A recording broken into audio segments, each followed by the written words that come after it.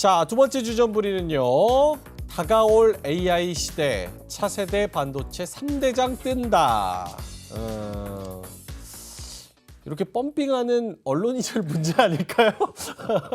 자, 일단은 반도체 지금 3대장 보면 굉장히 뭐 여러분이 HBM은 다 들어서 아시죠? 요거는 다 들어서 아실 테고. 최근에 뜬 게 이제 CXL. 사실은 며칠 좀 됐는데 어쨌든 CXL도 막 얘기해서 떴는데 결국 얘기의 내용을 들어보면 매출로 가져가서 이게 빵 뜨는 거는 2025년 정도 돼야 되는 거고, 이것도 HBM이 잘 되고 물량이 많이 늘어나야 CXL도 같이 들어가는 거고. 저는 처음 들어봤습니다. 솔직하게 말합니다. PIM도 있대요. PIM. 프로세싱 인 메모리. 문과라서 모르겠습니다. 자, 프로세싱 인 메모리라 그래요. 자, 그래서 이런 것들이 있다 그러는데 뭐 이런 거 상관없습니다. 사실 주식이 그냥 반응을 해요. 오늘도 이 업종 테마별에서 가장 많이 오른 거 뭐냐 이렇게 살펴보면은 역시나 CXL이 첫 번째, 그 다음이 온디바이스 AI, 그 다음에 뭐 PIM 등등등등 같이 엮여 있습니다. 자, 그러면 두 분한테 한번 여쭤볼게요. 큰 틀부터 먼저 만들어 나가 볼게요. 자, 삼성 하이닉스 내년 주가 지금 생각하는 것보다 더 오른다. 생각보다 더 오를 것이다. O. 아니다. 그냥 생각하는 지금 시장에 나와 있는 컨센서스대로 대충 그 정도 오를 것이다. X. 하나, 둘, 셋. 더 오른다. 오케이. 이렇게 O를 자신 있게 들어주시면 제가 숫자를 얘기를 안 할 수가 없잖아요. 하이닉스는 우리 김태성 이사님은 얼마 보시고 삼전은 얼마를 보시는지. 네, 하이닉스는 17만 원, 삼성전자는 10만 원을 저는 생각하는데 10만 원은 갈 수 있을 것 같습니다. 그러니까 저는 사실 아마 앵커님이 올해 여름에도 저한테 몇 번 물어봤을 때 올해는 삼성전자 저는 힘들다 그랬어요. 감정 빼고 기분 빼고 네. 컨디션 빼고 갈 수 없다 그랬는데 네. 올해가 아닌 내년에는 저는 그래도 한번 도전해 볼 수 있지 않겠는가. 그래요? 일단 포인트는 두 가지. 그러니까 삼성전자는 올해 상반기에 이 갤럭시 시리즈의 온디바이스 AI가 탑재가 되었을 때 그것이 시장에 얼마만큼의 호응을 또 이끌어내는지, 이게 이제 첫 번째가 될 것 같고, 만약 이게 우리가 생각한 것보다 더 퀄리티 있는 흐름들이 나오게 된다라고 하면 지금 삼성전자는 이 가우스 A가 탑재가 될 이 모델들이 많잖아요. 아무래도 뭐 모바일뿐만 아니라 뭐 세탁기, 뭐 냉장고, 엄청 TV, 많죠. 이런 게 또 이제 탑재가 되는 그런 인프라가 이미 잘 형성이 되어 있기 때문에 저는 충분히 가능성이 있지 않겠는가라는 생각이 들고, 두 번째로는 지금은 SK 하이닉스에 밀려서 완전히 후발주자 이미지지만 HBM 관련해서 만약 내년 하반기에 또 엔비디아 쪽으로의 이제 좋은 뉴스가 계속 쏟아지게 된다라고 하면 저는 충분히 한 번 더 저는 삼성전자는 올라갈 수 있는 그런 룸 자체가 좀 열려 있지 않겠는가라는 생각이 들어서. 네. 근데 이제 문제는 뭐냐면 이들만 갈 것 같아요, 저는.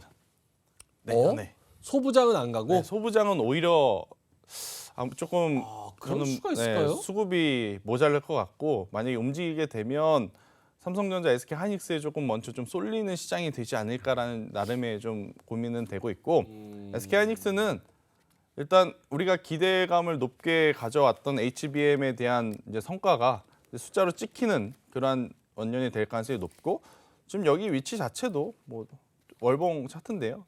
네, 조금만 더 돌파하면 한번 또 시세가 또 강하게 나올 수 있는 위치. 만약에 삼전이 10만 원 가고 하이닉스가 17만 원 가면 증권사들이 예측한 대부분의 코스피 지수 2,700 정도는 틀릴 가능성이 매우 높겠네요. 그렇죠? 그렇죠. 네. 네. 2,900은 봐야 되겠는데요. 저는 2,850, 2,900. 오케이, 알겠습니다. 17만 원, 10만 원. 그래서 5를 들어주셨고, 이재규 본부장님은 삼성전자 얼마, 하이닉스 얼마? 가격으로 말씀드리자면 삼성전자 같은 경우 저는 85,000원. 그리고 SK하이닉스는 17만 원으로 하도록 하겠습니다. 나가시는 분은 저쪽 뒤에. 9만 원으로 하죠. 삼성전자 9만 원으로. 아, 기분 따라서 5천 원이 아닙니다, 바뀝니까? 많이 안 바뀌었습니다. 많이 안 9,000원 바뀌었어요? 정도. 9천 원, 9만 원? 9만 원입니다. 하이닉스는? 하이닉스는 17만 원으로 하죠. 근데 하이닉스 17만 원에 이견이 많은 분들, 다른 분들도 이견이 없는 거 보니까 확실히 삼성전자보다는 하이닉스가 더 간다고 보시는 것 같아요, 전문가분들은. 근데 저는 사실 이제 기업의 주가 흐름상으로는 SK하이닉스가 유리할 거라고 생각을 하는데 일단 지금까지 하이닉스가 먼저 올라온 건 맞다라고 봐요. 그래서 이제 저는 주가 기업의 이제 가치 2024년도에 어떤 기업이 좀 더 잘할 것이냐라고 생각을 해봤을 때 저는 삼성전자가 좀 더 나을 거라고 생각을 합니다. 하지만 두 기업의 규모 자체가 다르기 때문에 주가는 SK하이닉스가 좀 더 강할 수 있다라고 보고 있는 부분이죠. 삼성전자 같은 경우는 아시겠지만 반도체 부분이 전체 매출에서 약 55% 정도를 차지하고 있습니다. 그 외에는 이제 가전제품들이 많이 있죠. 근데 앞서 말씀하셨던 것처럼 2024년도엔 스마트폰 쪽에 대한 성장도 예상이 되고 있는 부분이죠. 계속해서 이제 출하량이 감소하다가 이제 출하량이 늘어난다라는 부분들까지 우리가 고려를 해봤을 때 삼성전자가 어느 정도 SK하이닉스를 따라붙지 않을까라는 생각이 되고 있는 부분이고 실제로 지금 그 HBM 관련돼 가지고 시장 점유율이 삼성전자와 SK하이닉스가 생각보다 많이 차이 나진 않습니다.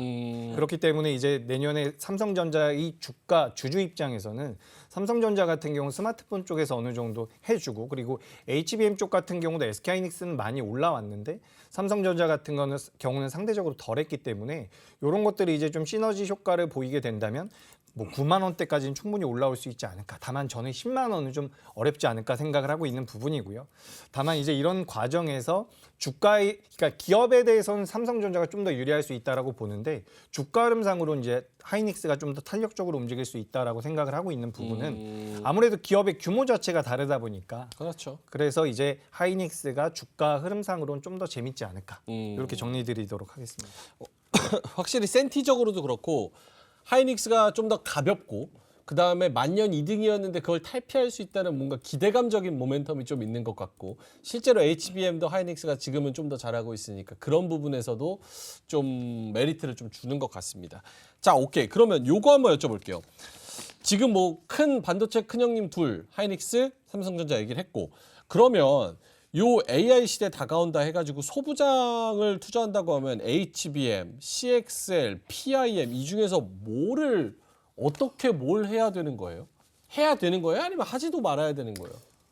그렇죠. 요즘에 굉장히 머리가 아픕니다. 뭐 네. 자고 일어나면 계속해서 뭐가 나오는데 HBM, CXL 그리고 PIM 전부 다 이제 관심은 가져봐야죠. 근데 이게 약간 반도체 업황이 너무 좋다라고 이야기를 하고 있으니까 그 안에서 약간 테마주처럼 돌고 있지 않을까라고 생각이 되고 있는 부분입니다. 그래서 지금 일단 속도의 순서를 보면은 HBM 쪽이 가장 빠르죠. 어쨌든 매출도 잡히고 있는 부분이고 그다음에 이제 CXL 그다음에 지금 PIM까지 시장에서 부각이 되고 있는데 네. 제가 판단했을 땐 실제로 제가 이제 좀 찾아봤어요. 전자공시를 좀 찾아봤는데 관련이 있는 기업들이 있습니다. 뭐 예를 들어서 CXL을 뭐 개발하고 있다 이런 내용들이 있는 기업들이 있는데 실제로 매출까지 잡히는 데는 꽤나 오랜 시간이 걸릴 거라고 생각을 하고 있습니다. 그래서 반도체 쪽 같은 경우는 일단 D램과 낸드 플래시에 관련되어 있는 부분들을 계속해서 체크를 하면서 우리가 이제 기존에 따져봤었던 부분들 우리나라 삼성전자나 SK하이닉스가 어쨌든 반도체 쪽에서 올해 엄청난 실적을 보여준 건 아니기 때문에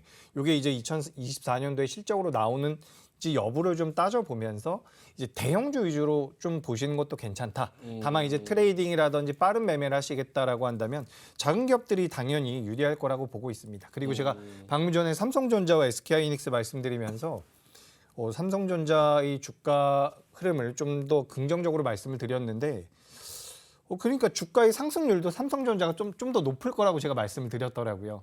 그래서 삼성전자의 주가 상승률이 좀 더 높을 수 있다라는 말씀으로 한번 정정드려 보도록 하겠습니다. 아까 9만 원 부르시지 않으셨어요? 그러니까 이제 삼성전자는 한 25% 정도로 제가 업사이드로 말씀드렸고 하이닉스는 약 20% 정도를 말씀드렸더라고요. 그래요? 하이닉스 얼마 말씀하셨죠? 17만 원 말씀드렸습니다. 17만 원. 네. 사실 17만 원이로 하이닉스 꽤 많이 오르네 이렇게 생각이 드는데 사실 벌써 어느덧 14만 원까지 올라와 있으니까 오케이 알겠습니다. 자 그러면은 김태성 이사님한테도 역시나 같은 질문 드린다면 네. HBM, CXL, PIM 이거 뭐 해야 됩니까? 아니면 지금 뭐 아예 난장판이라서 들어가봤자 물릴 가능성이 높습니까? 해야죠. 해야 돼요? 네. 해야 된다 생각합니다. 어떻게 해요 이거는? 그래서 제가 앞서서도 종목을 하나 압축드렸는데 오픈엣지 테크놀로지가 IP 관련 기업이거든요. 이게 이제 메모리 이제 컨트롤러 IP를 가지고 있는데 이게 CXL에도 필수적으로 필요하다라고 합니다. 그러면 국내 이제 반도체 기업들이 이 CXL 관련한 기술을 이제 발전을 시키려면 이 오픈 엣지 테크놀로지의 IP가 필수적으로 필요하다라고 이제 기결이 되기 때문에 저는 여러 종목의 지금 순환매를 따라다니기 어려우신 분들 같은 경우에는 이 종목에 한번 조금 더 집중을 해보시는 게 좋을 것 같아요. HBM IP 그리고 CXL에 대한 IP를 가지고 있어서 PIM은 저도 사실 처음 들었습니다. 네, 그것까지 볼 여력은 안 되는 것 같고요. 일단은 큰 틀에서 보면 지금 HBM에서 온디바이스 AI 여기서 이제 잠시 네덜란드 갔다 오셔가지고 ASM에 관련한 뭐 노광 EUV도 잠깐 했었는데 그쪽은 단기 저는 흐름이었다라고 보면 HBM, 온디바이스 AI, CXL 이렇게 이제 크게 좀 봐야 되지 않을까. 이제 여기서 어느 한쪽만 바라보기보단 이럴 때는요 여러 개 걸쳐 있는 게 저는 좋을 수 있다라는 생각을 말씀드려보도록 하겠습니다. 알겠습니다. 요거 한 번 더 여쭤볼게요. 시간이 많이는 없습니다. 그 종목 받기 전에 요거 한번 여쭤볼 텐데 저는 지금 시장의 위치가 굉장히 애매하다는 생각을 좀 가지고 있어요. 네. 왜냐하면 산테렐리라는 그 기대감이 미리 좀 반영되기도 했고 약간 뭐 선물옵션 동시만기, 소매 판매, FOMC 이런 거 안 나올 때 조금 눌러서 쉬어줬어야 되는데 너무 찔끔찔끔씩 조금 올라온 느낌이 있거든요. 어느덧 지금 2,500 중반 넘어섰잖아요. 그런 거 보면 지금 이런 트레이딩을 해도 되나? 지수가 갑자기 이러다가 미리 반영했다 그래서 12월 후반 가서 혹은 1월 초 가서 비실비실하면서 쭉 밀리면 어떡하지? 이런 고민이 있거든요. 이런 고민도 좀 해야 됩니까? 이재기 본부장님부터. 네, 저는 아까 전에도 말씀드렸다시피 저는 상승 여력이 좀 제한적일 거라고 생각을 하고 있는 부분이에요. 아하. 그래서 대형주들은 일단 어느 정도의 기간 조정을 거치면서 2024년도엔 좋을 것 같고 근데 다만 지금 당장에는 종합주가지수가 탄력적으로 올라오긴 좀 어렵다라고 보고 있습니다. 하지만 지금 소부장 단이라든지 좀 더 작은 기업들 같은 경우는 생각보다 주가가 지난 몇 주 동안 많이 못 올라왔어요. 그렇기 때문에 지금 종합주가지수가 꾸역꾸역 올라오면서 뭔가 많이 올라온 것 같고 제한적인 느낌이 드는데 이 말씀드렸었던 중소형주들 중에서는 최근에 이제 주가가 어느 정도 조정을 받다가 다시 양봉을 보이면서 올라오는 기업들이 꽤나 있습니다. 그래서 예. 이런 기업들 같은 경우는 이제 저는 그렇게 생각을 해요. 삼성전자라든지 SK하이닉스가 크게 밀리지 않고 옆으로 어느 정도 누워주는 형태만 된다라고 하더라도 시세는 나올 가능성이 좀 있다라고 보고 있습니다. 그래서 이제 어쨌든 이게 우리가 종목별로 당연히 주가 흐름 다르기 때문에 무조건 이렇게 될 것이다라고 말씀드리기는 어렵지만 예. 그렇다라고 하더라도 지금 우리나라 시장이 안 좋은 시장은 아니라고 보고 있습니다. 그래서 이 부분을 좀 참고하셨으면 좋겠습니다. 알겠습니다. 솔리마른 님께서 소부장은 올 하반기에 불꽃 다 태우려나 이렇게 말씀하셨는데 우리 이재기 본부장님이 잘 답변을 주신 것 같고 김태성 이사님은 어떠십니까? 지금 좀 산테렐리 미리 땡긴 것 같다. 지금 여기서 들어가면 뭐 얼마나 먹을까 이런 부담감 안 가져도 됩니까? 그것도 그런데 일단 산타가 오긴 오셨는데 네. 유럽이랑 미국의 선물을 좀 먼저 주고 남은 거. 남은 거 가지고 오시다 보니까 주유소 휴지 뭐 이런 거. 뭐 그래서 이제 종목을 좀 잘 골라야 돼요. 그러니까 반도체 IT를 보더라도 예. 어느 종목을 샀느냐에 따라서 누구는 수익이고 누구는 지금 손실일 수밖에 없으니 일단 그런 현상들이 조금 스트레스 받아 하시기 어려우면 앞서 이제 본부장님께서 이야기하신 대로 쉬어가는 것도 답이 될 수는 있거나 아니면 분할 매수보다는 저는 비중 배팅이라고 하죠. 예. 대형주에 짧게 그냥 비중을 좀 태워서 SK하이닉스나 삼성전자가 고점을 돌파한다라는 마인드로 저는 그런 매매를 하는 게 지금은 낫지 않을까. 그리고 시장의 조정은요.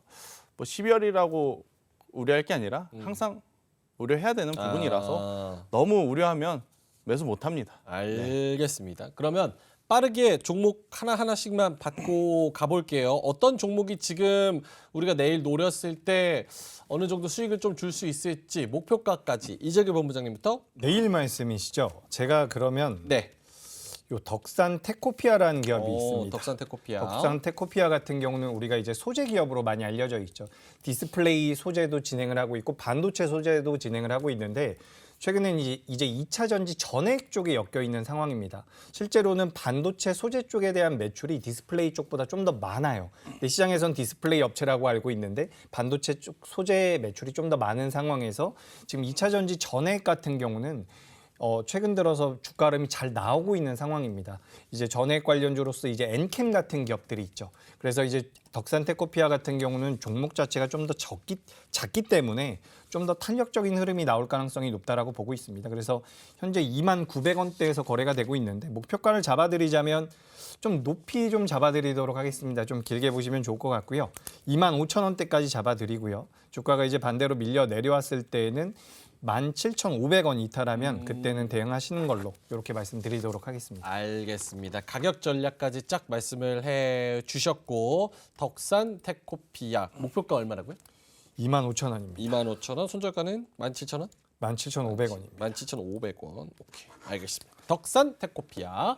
자, 그럼 김태성 이사님 종목. 네, 이수페타시스를 가져왔습니다. 이수페타시스. 네, 정말 고민 많이 했어요. 2차 전지가 사실은 오늘 기준으로 보면 거래량이 더 활발하기 때문에 단기적으로 더 유리할 수는 있다라고 생각이 드는데 그러게요. 워낙 변동성이 크기에 변동성이 상대적으로 그래도 덜한 종목을 여러분들한테 좀 말씀드려야 되는 게 맞는 것 같아서 이수페타시스를 좀 말씀드리고 싶고 아마 많이들 아실 겁니다. 일단 저의 기본적인 기조는 내년 1분기까지는 반도체 IT 특히나 HBM 기조의 종목군들이 여전히 좋은 시세. 그러니까 올해는 기대감으로 움직였다라고 하면 내년에는 그 기대감에 충족을 시켜주는 숫자가 찍히는지 안 찍히는지 이제 그것을 좀 보면서 대응을 하셔야 될 것 같은데 저는 이스페타시스라든지 한미반도체 같은 경우에는 지금의 위치라고 하면 저는 충분히 공략해볼 만하다라는 의견. 27,000원이라는 가격대 이하로 내려오면 손절 대신에 상승 시에는 4만 원을 1차 목표가로 드렸는데요. 네.